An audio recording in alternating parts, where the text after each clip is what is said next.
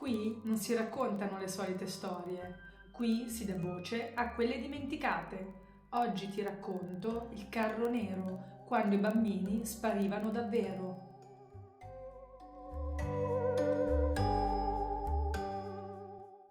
C'è stato un tempo, non così lontano come vorremmo credere, in cui i bambini sparivano, non nel senso delle favole.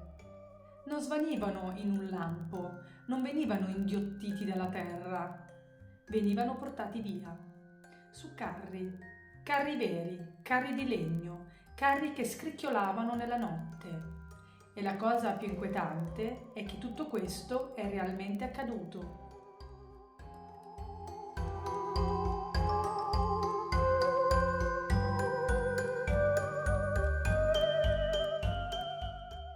Immagina di vivere in un piccolo villaggio italiano nel 1823. Non c'è elettricità, non c'è rumore di macchine, solo vento, solo legno, solo animali. E poi di notte quel suono. Ruote, lente, pesanti, irregolari. Non passano spesso, ma quando passano qualcuno non c'è più il giorno dopo. I bambini lo sanno. Non sanno come lo sanno, ma lo sanno. E restano immobili nei loro letti, trattenendo il respiro, ascoltando, sempre ascoltando.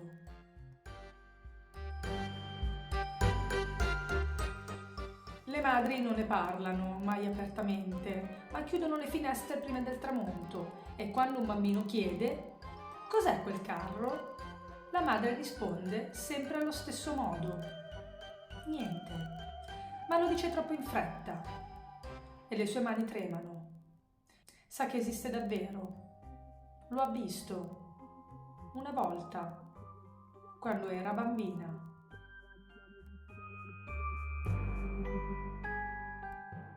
Nel XIX secolo in Italia esistevano istituzioni chiamate ospizi degli sposti, luoghi dove venivano portati bambini che non avevano più una famiglia o che la società decideva non dovessero averne una. Non sempre venivano portati via volontariamente, non sempre. I registri esistono ancora. Nomi, date è una parola che compare spesso. Trasferito, non adottato, non affidato, trasferito. Come un oggetto, come qualcosa che non appartiene più a nessuno.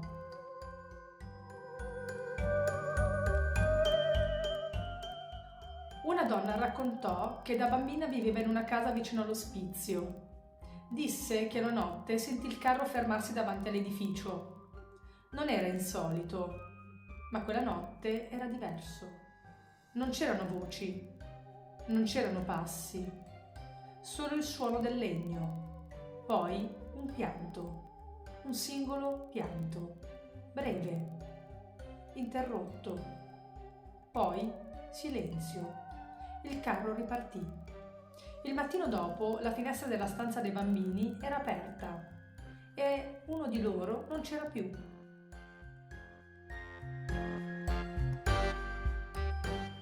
La versione ufficiale era semplice. Il bambino era stato trasferito, portato in campagna, per una vita migliore. Ma nessuno lo vide mai più. Nessuna lettera, nessuna visita, nessun ritorno, solo assenza. Un'assenza che cresceva nel tempo, come un'ombra.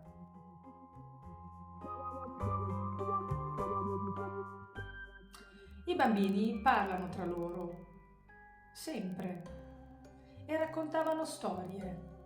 Dicevano che il carro non arrivava per caso, dicevano che sceglieva, dicevano che si fermava solo davanti a certe case e che se lo sentivi fermarsi davanti alla tua porta, non dovevi muoverti, non dovevi respirare, non dovevi fare rumore, perché se lui sapeva che eri sveglio, ti avrebbe preso.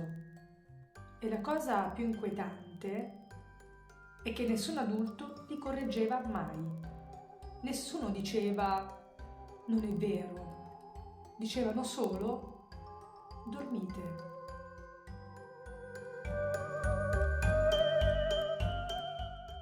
Ci sono cose che non vengono scritte nei registri, non perché non siano accadute, ma perché nessuno voleva leggerle. Nel 1847, in un archivio parrocchiale del nord Italia, compare una nota anomala. Non è un nome, non è una data, è una frase, scritta a margine.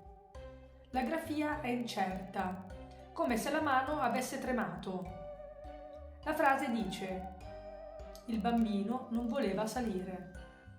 Nient'altro, nessuna spiegazione, nessuna firma, solo quella frase e poi il vuoto.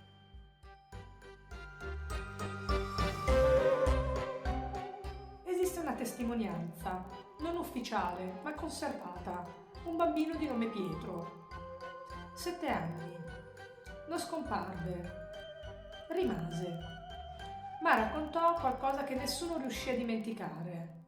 Disse che una notte il carro si fermò davanti all'ospizio. Disse che non riusciva a dormire. Disse che si avvicinò alla finestra e guardò. Il carro era più grande di quanto avesse immaginato. Non era vuoto. Dentro c'erano altri bambini, seduti, immobili, in silenzio. Non piangevano, non parlavano, non si muovevano e uno di loro lo guardava direttamente, come se sapesse che lui era lì, come se sapesse che lui era ancora libero. Pietro disse che non dimenticò mai quello sguardo, perché non era uno sguardo spaventato, era uno sguardo vuoto, come se qualcosa fosse stato già portato via, prima ancora del corpo.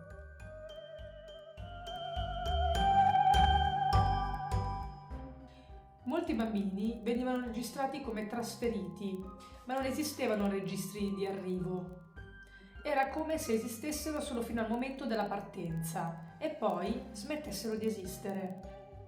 Gli storici lo spiegano con la disorganizzazione, con la povertà, con il caos delle istituzioni. Ma le persone del posto non credevano a queste spiegazioni. Dicevano che il carro non portava i bambini in un luogo. Dicevano che li portava via. E basta.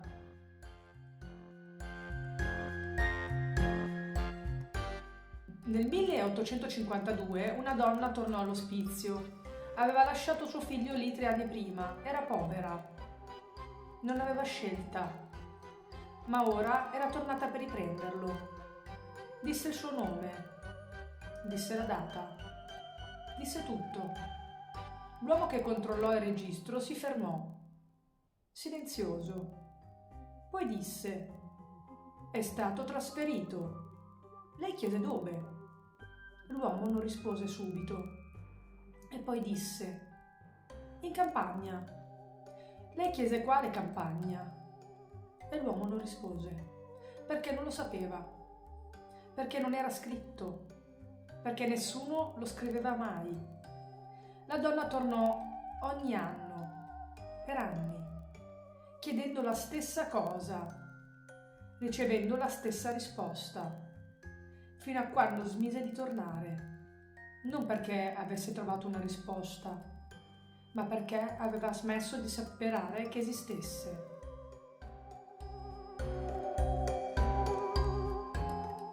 Le persone che vivevano vicino agli ospizi raccontavano una cosa strana. Dicevano che alcune notti sentivano il carro anche quando nessun carro passava per davvero, come se il suono fosse rimasto, intrappolato, nel legno, nella pietra, nella memoria. E i bambini continuavano a sentirlo più degli adulti. Sempre i bambini, come se qualcosa li chiamasse, come se qualcosa li riconoscesse.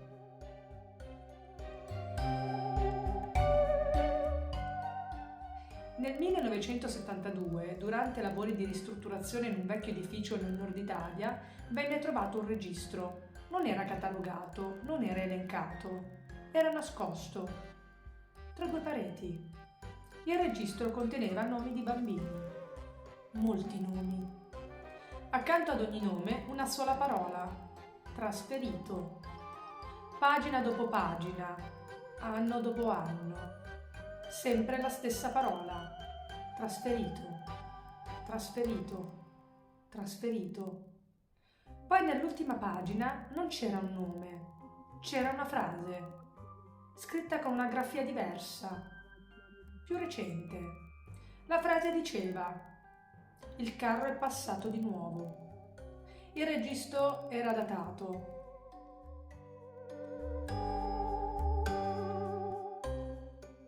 Ci sono persone che ancora oggi raccontano una cosa strana, non la raccontano subito, la raccontano solo dopo aver preso confidenza.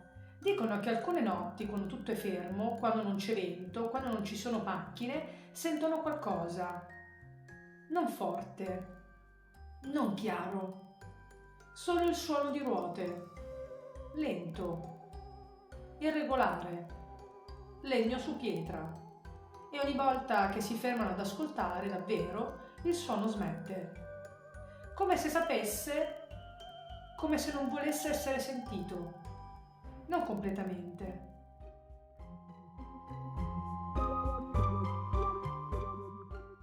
Se fosse solo una storia, non farebbe paura.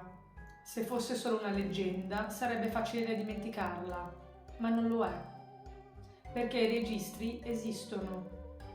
Perché i nomi esistono, perché le assenze esistono e perché nessuno ha mai spiegato davvero dove sono finiti.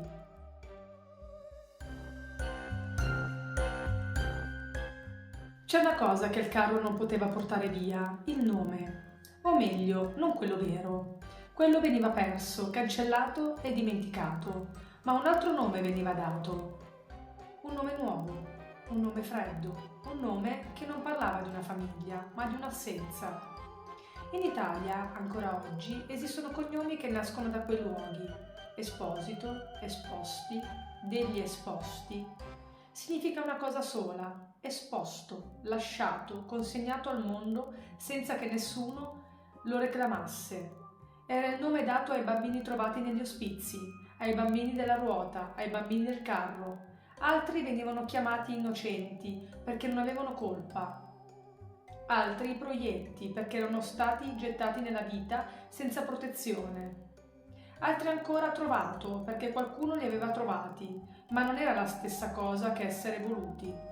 Questi cognomi esistono ancora, camminano tra di noi, vivono nelle città, sulle targhe dei citofoni, nei documenti e nelle firme.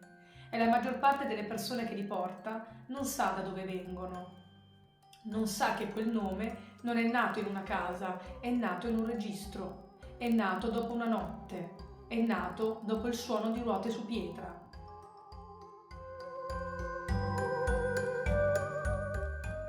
Ascolta, non il video, non la mia voce. Ascolta quello che c'è intorno a te, perché il carro non annunciava mai il suo arrivo, non completamente. Non subito. Prima c'era solo una sensazione, un vuoto improvviso, un silenzio diverso dagli altri silenzi, come se qualcosa stesse aspettando.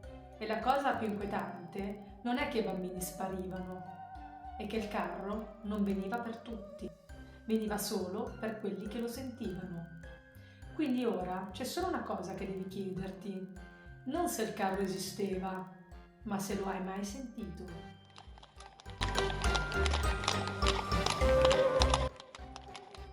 Se ti piacciono le storie che non vengono addolcite, iscriviti al canale e lascia un like. Qui si raccontano le storie che non finiscono nei libri per bambini.